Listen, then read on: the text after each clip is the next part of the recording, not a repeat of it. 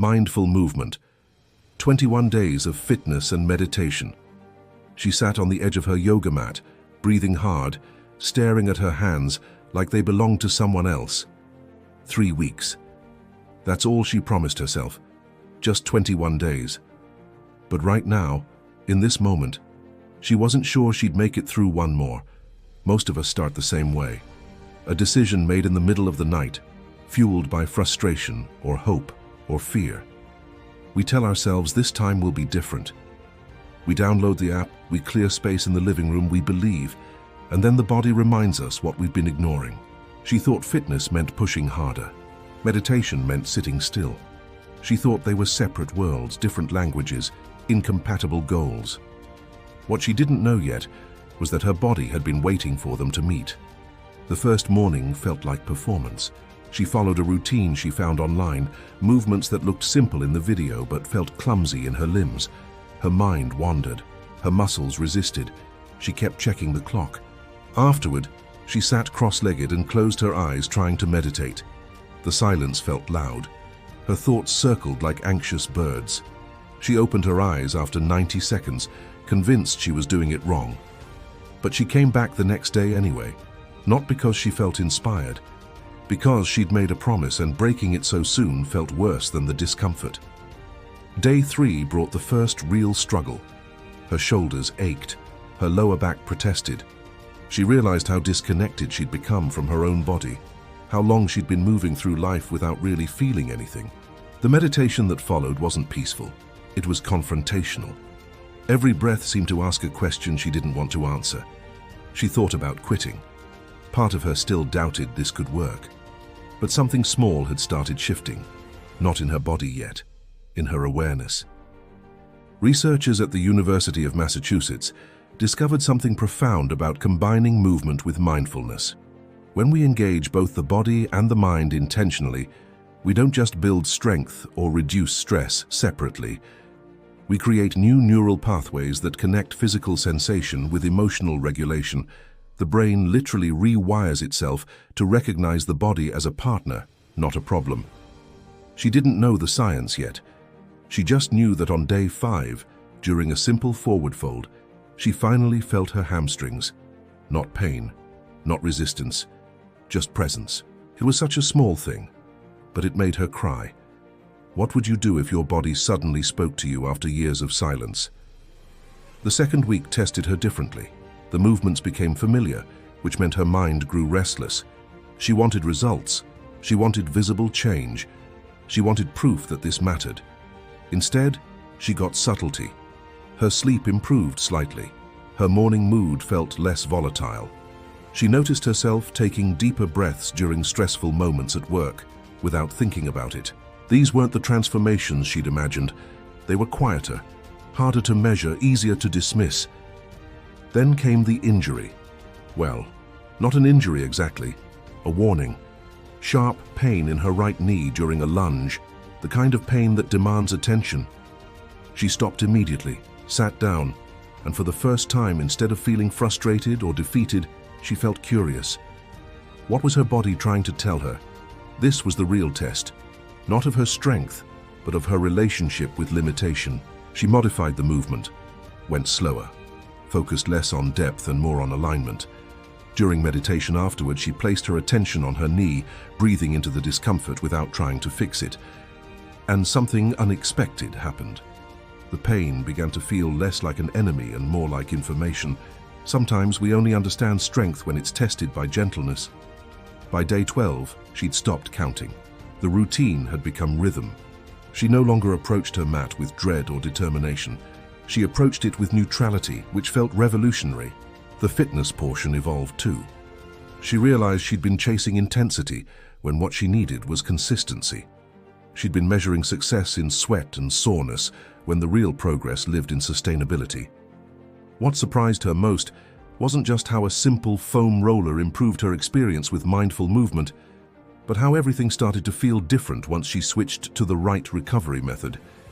She wasn't expecting such a clear change in her flexibility and muscle awareness, and honestly, she tested it more than a few times before she figured out what really worked.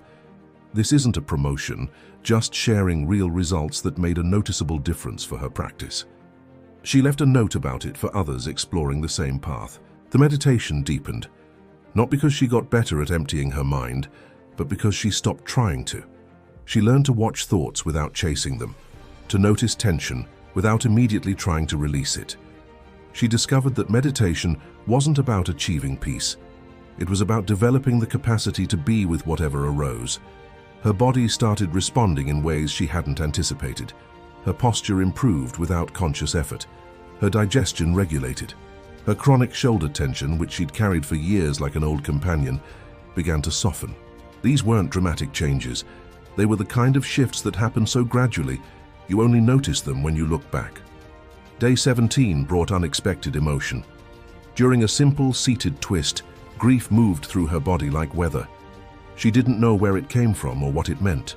She just let herself cry while holding the pose.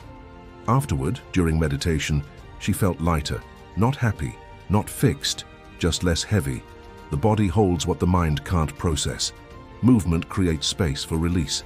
Meditation provides the container for whatever emerges. This is what the science of somatic psychology has been showing us for decades. Our tissues store memory. Our fascia holds tension patterns that reflect emotional history. When we move mindfully, we're not just exercising muscles, we're dialoguing with our past. She laughed during day 19, realizing progress didn't always look like progress. Some days she felt stronger. Some days she felt more tender. Some days the meditation was clear and spacious. Some days it was restless and chaotic. But she kept showing up. And that consistency created something that intensity never could: trust. Trust in her body's wisdom. Trust in the process. Trust that transformation doesn't require perfection, just presence. The final days felt different, not because they were easier, but because she'd changed the questions she was asking. She stopped wondering if she was doing it right. She started noticing what felt true. She stopped comparing herself to others. She started honoring her own pace. She stopped treating fitness and meditation as tools to fix herself. She started experiencing them as practices of coming home. On day 21, she completed the same routine she'd done on day 1. The movements looked similar, but everything else had transformed. Her breath moved deeper. Her awareness extended further. Her body felt less like a project and more like a partner. When she sat to meditate that final morning, she didn't set a timer. She just sat. And when she opened her eyes, she realized she'd been sitting for 20 minutes without effort, without resistance, without checking the clock. The stillness felt full instead of empty. Stanford researchers studying habit formation found something crucial about the 21-day marker. It's not that habits fully form in 3 weeks. It's that 21 days is enough time for the brain to recognize a new pattern as viable, as worth investing in, as potentially sustainable.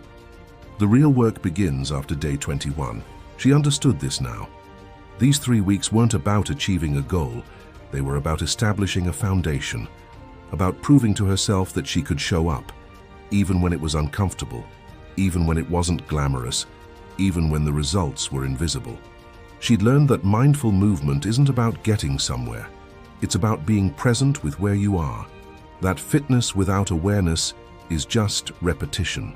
That meditation without embodiment is just thinking. That the integration of body and mind isn't a luxury or a trend. It's a return to wholeness.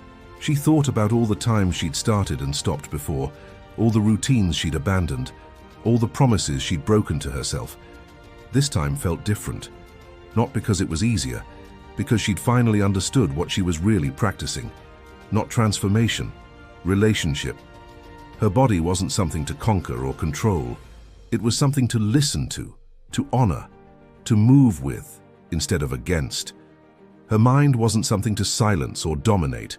It was something to witness, to understand, to meet with compassion.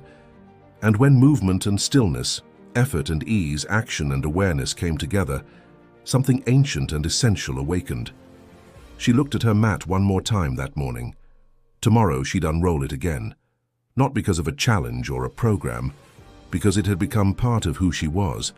The practice had stopped being something she did and started being something she embodied. When she looked in the mirror again, It wasn't her reflection that had changed. It was what she believed about herself.